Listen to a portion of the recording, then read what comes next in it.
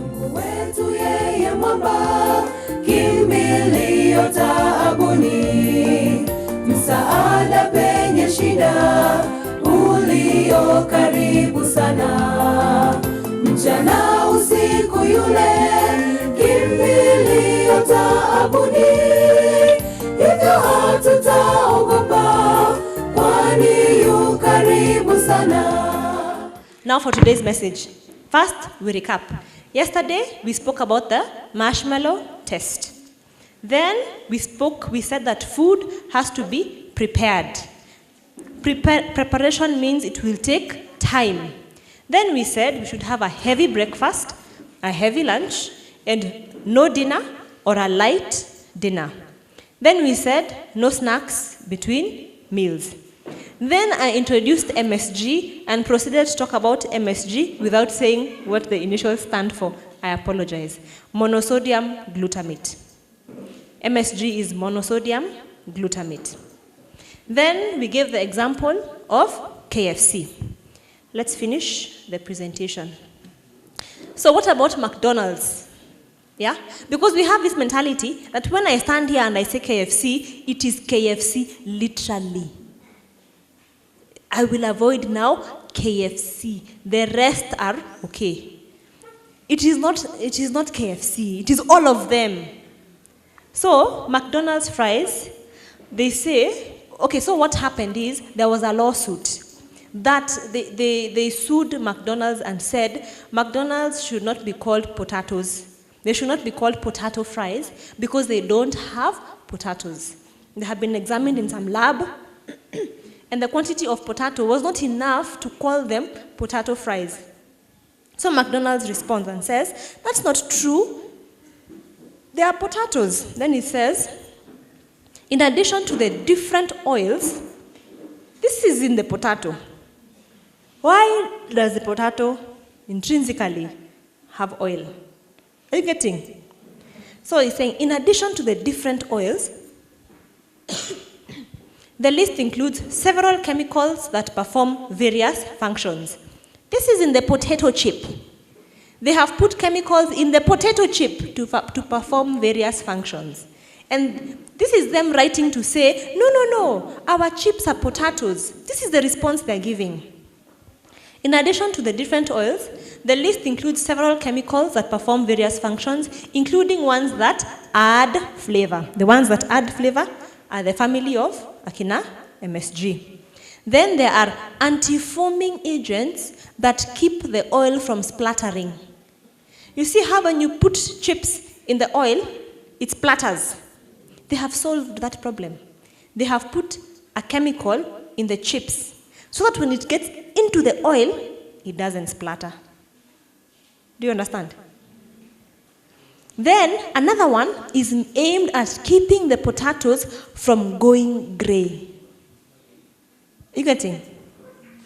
And then there are preservatives. So you wonder the one for keeping the potatoes from going gray is not a preservative? They don't even think of that as a preservative. In October 2009, I'll tell you this story. So this guy in Iceland, he's called, you can see the name, the first paragraph, Smarason, that guy. That guy in Iceland, McDonald's was shutting down their McDonald's franchise in Iceland. So he goes to KFC and he buys one of the last Happy Meal, which is a burger and fries, and he buys them. But he doesn't buy them to eat. He buys them to keep. So he takes them nicely, he puts them in a container, just a regular container, and he puts them in his drawer. You get? He just put them somewhere and kept them and forgot about them. He just forgot about them. He comes back after 3 years, and they are exactly the same. The fries are fresh. The burger is fresh. 3 years. Then he goes public about it. He sets up a live cam. So I wrote this in red. For those of you who are interested to write this down, and then you go and Google it.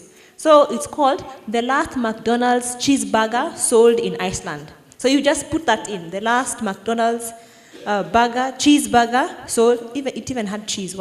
Cheeseburger sold in Iceland. Then what you will see is he has put that burger on a plate with a live camera, just watching it. This was in 2009. We are in 2018. Just go look. It's amazing. The burger is there, and the fries, and they're fresh. Like they don't have mold. They're just fine. So it says, when McDonald's is responding, they say, in response to the myth, it's there on the live camera, you're calling it a myth. In response to the myth that McDonald's burgers don't decompose, this is their response. In order to decompose, you need certain conditions, specifically moisture. So they're saying, without sufficient moisture, either in the food itself or in the environment, bacteria and mold may not grow, and therefore decomposition is unlikely. So what are they saying? That their food is fine, it's their environment that doesn't have enough moisture. Yet in that environment, other things are rotting. When they put bananas, they're rotting. When they put other potatoes, they're rotting. But these McDonald's ones are not rotting. And their response is, there is not enough moisture. Then it says, so if food becomes dry enough, it is unlikely to grow mold or bacteria or decompose. So the last bullet, McDonald's says a burger cooked on your own grill could look just as fresh later. If you took the burger that you have made and you took it to that same place in Iceland and you left it, 10 years later, it will be just as fresh. Now, do we know that in our fast food joints in Nairobi, we don't cut potatoes in the back anymore? You're aware of this? Yeah? In chips shops in Nairobi, it is cheaper to buy the chips in kilos already cut. Then you don't have to you don't have to pay someone to peel the potatoes. You don't have to get someone to go to Marikiti to get, so you get them already pre-packed.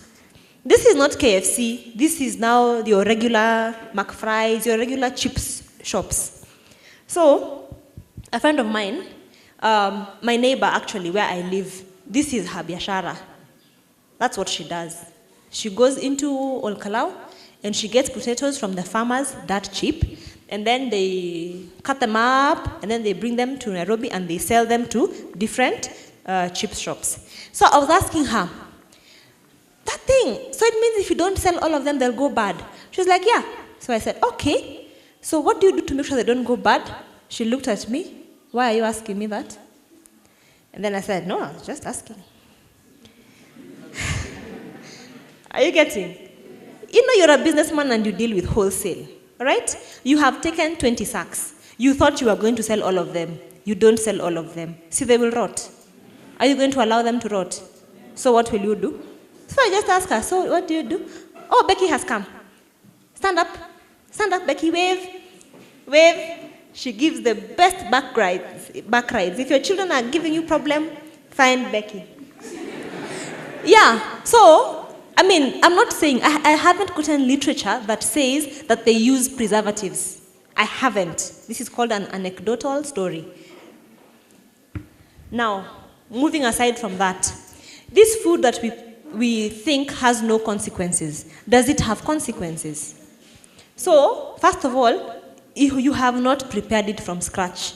So you don't know what they have done. You don't know. That's the reality. You don't know which oil they have used. You don't know, like this juice called cocktail. What is it? You know the juice called cocktail? What is it? I'm just asking.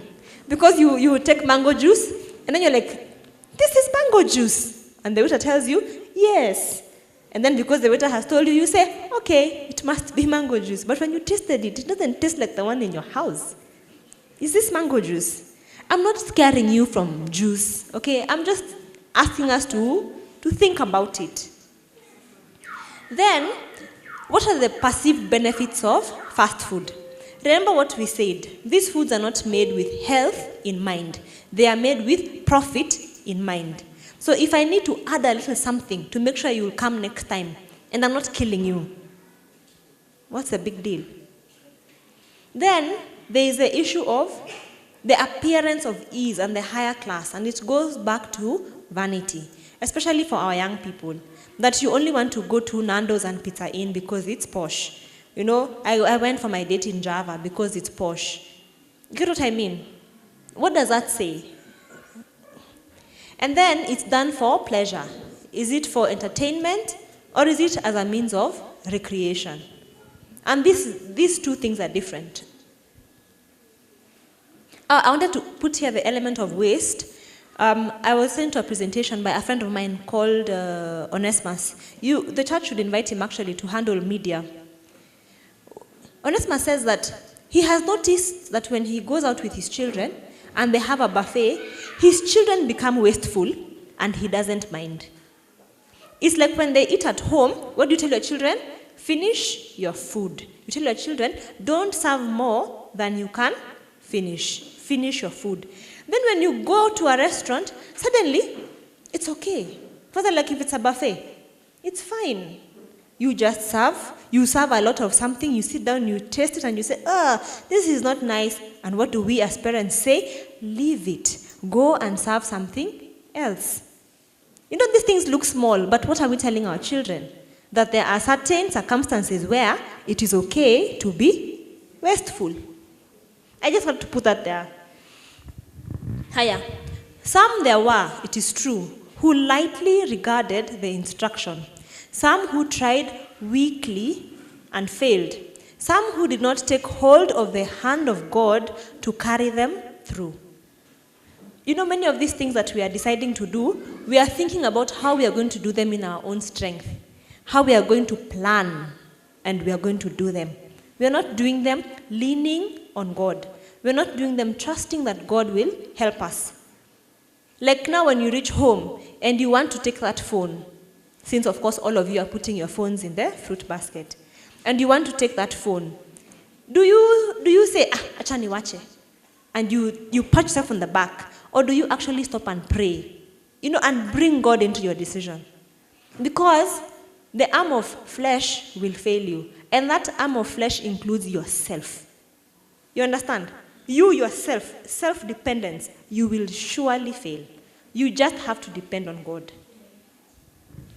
It says, the acceptance and practice of health reform principles is left to the individual. Unfortunately, if someone could do it for you, by now God would have done it for us.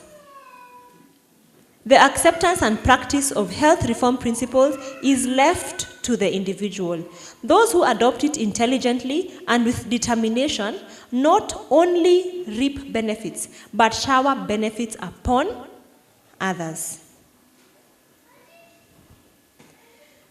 The issue about instant gratification as a principle is that it creates a generation of people, now akina us and those younger than me, who can't complete a task.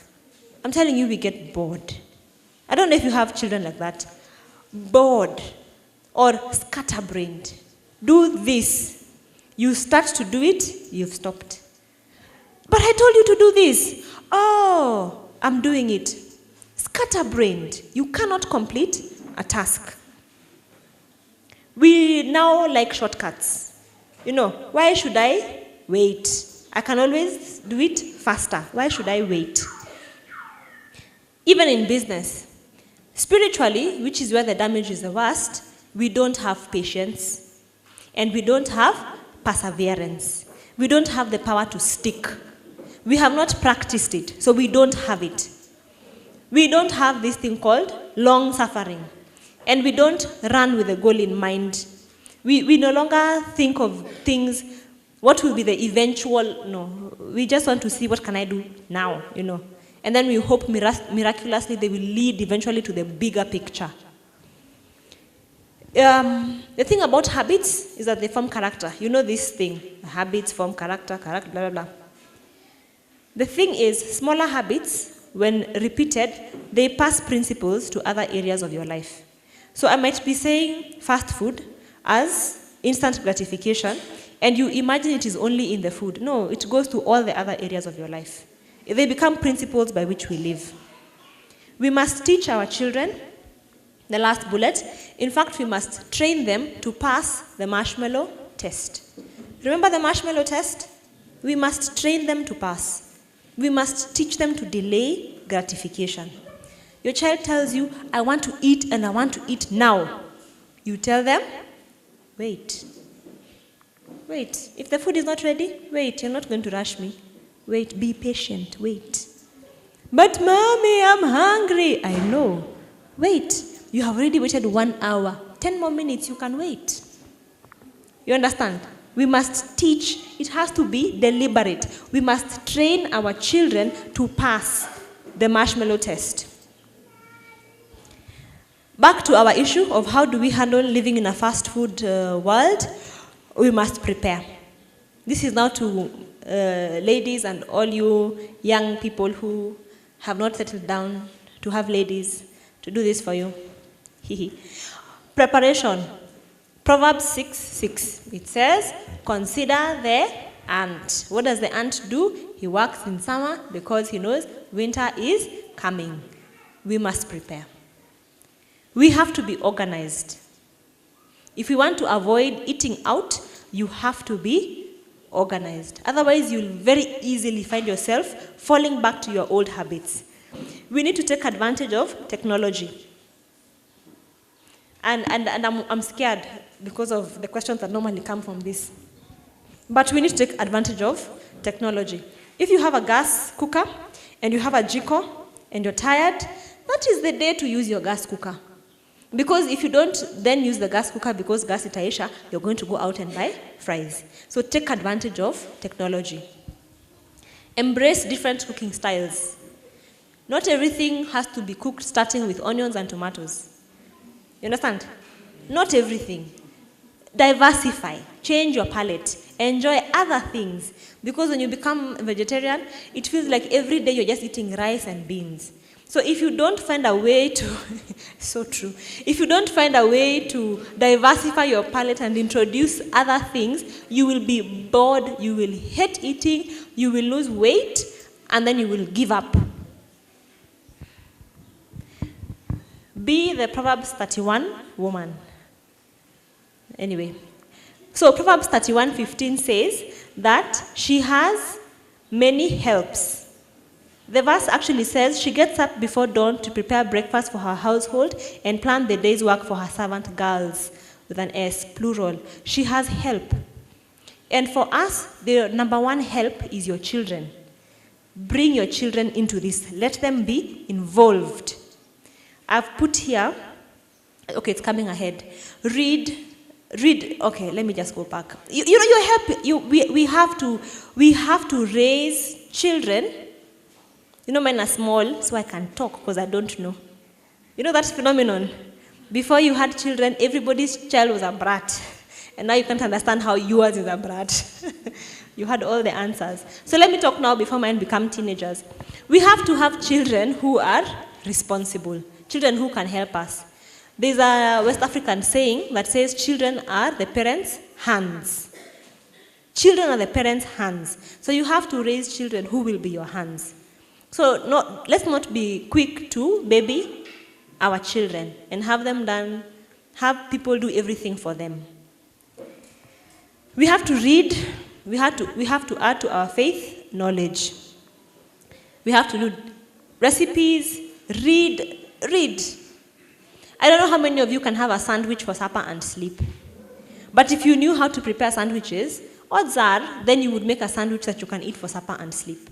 And then it will be a change from the regular rice and beans.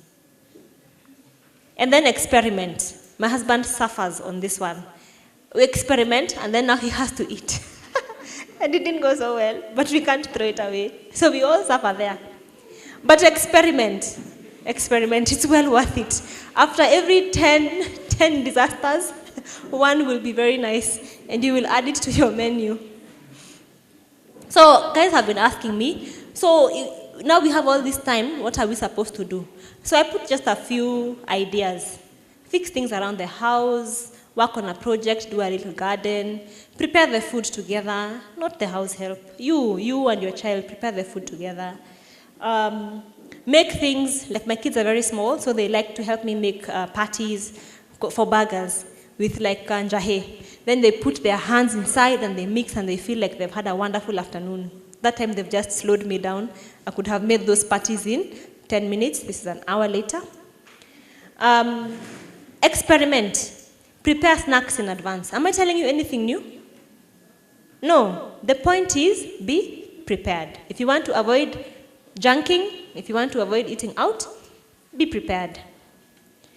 Actually, this is my last slide. It's the same last slide I read yesterday. I think it's like my parting shot. Inability to change. And it says, you are dying of notions, and yet you do not make sufficient efforts to produce a radical change. You are overweight, you are unfit, you have diseases you should not have, like no Adventist. Okay, let me put a clause.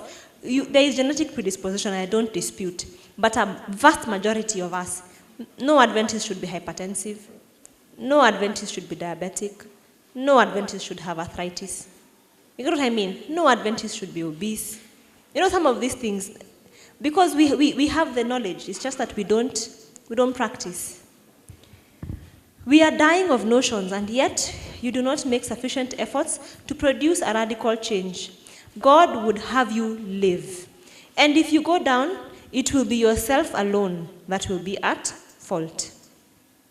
If you mar your influence, it will be yourself alone to blame. You would enjoy being healed, taken out of your present condition, and without any disagreeable efforts on your part, receive health and strength. You get? You want to be healthy, you want to be vibrant, and at the same time, you still want to go out partying, you know, take your pint of alcohol and eat your roast nyama, and you still want to be vibrant? How? So the quote ends, this will never be. If you work to the point to control your thoughts and feelings, bring yourself perseveringly into normal condition, you will succeed. But you give up to your feelings. Flatter yourself that you cannot do otherwise. If you have no power of self-control, then give yourself up to be controlled by those who have judgment. If you have no power, if you have no self-control, I assure you, we have said before, the devil is serious. As soon as you just say you can't do it, he's more than willing to step in. To make any effort to overcome habits that hold you an invalid. Finally, God will not do for you what he has left you to do for yourself. Had you no power of will to act, then God would supply that power. But unbelief marks your course in the place of faith. Msaada penye shida, ulio karibu sana, mwamba kutupumzisha, kivuli kuburudisha, mwongozi katika njia, kimbilio taabuni.